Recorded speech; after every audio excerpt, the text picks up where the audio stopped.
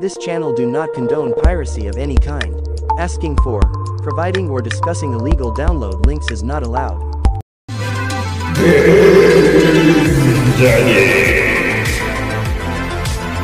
Hello Game Daddies. Game Daddy here, and welcome to our channel where you're never too old for video games, and we're all about to dive into the world of Android emulation.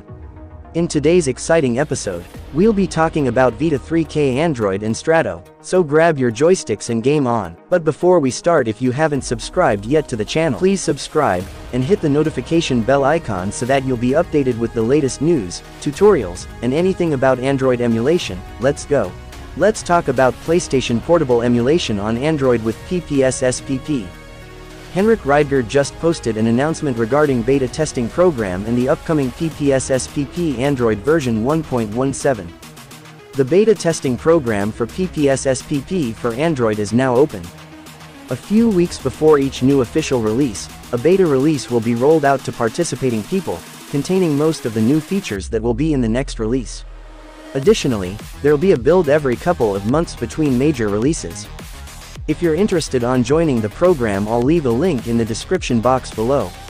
And that's not all. He also mentioned the features in PPSSPP Android version 1.17. Performance improvements, CHD ISO support, many bug fixes in MLB baseball, AdrenoTools driver support. Yes, you heard it right. PPSSPP Android version 1.17 now support GPU drivers just like Dolphin Android, Vita 3K Android, Yuzu Android, Citra Android and Stratto. Keep the game running behind the pause menu for Let's talk about Nintendo Switch emulation on Android with Stratto.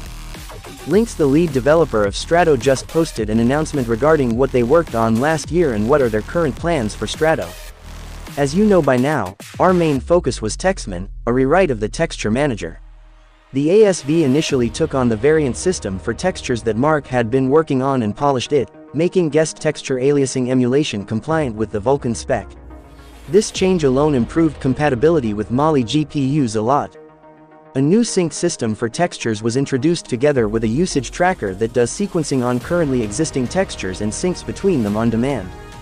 In the meantime, he also made some fixes to queries, a way for games to retrieve information about the processing of a sequence of graphics commands, implemented MSAA rendering and made some improvements to the Blit engine.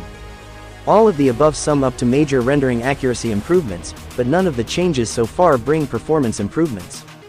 Outside of Textman, we worked on a few more improvements. Most notably, we fixed the bug with our signal handler causing crashes when games used vibrations or the software keyboard.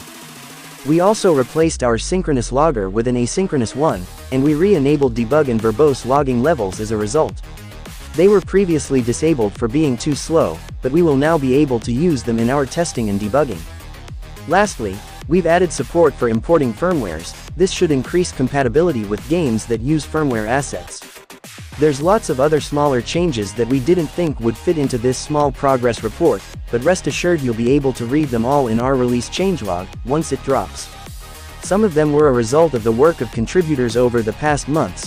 Thanks to Pablo Go2, Demaxt and Adrian for the help. What is the team up to now? The ASV is currently working on getting back the performance we lost because of the rendering accuracy improvements. Textman was a big rewrite and we had to focus on correctness first before diving into optimizations. Lynx has been busy with JIT for a while, and he still is. Work on JIT has been interrupted and resumed many times in the last year for various reasons, but it's now a priority for the team. We're going to use Dynamic to run 32-bit games, which are the last few games not booting on Stratto yet. With Stratto being hardwired for NCE, a lot of work has gone into reworking core components of the emulator to support JIT execution, while ensuring not to introduce performance regressions for NCE execution. There's still lots left to be done, but we're close to getting the first 32-bit game to actually run. That's all for now. Thank you for your ongoing support and stay tuned for future updates.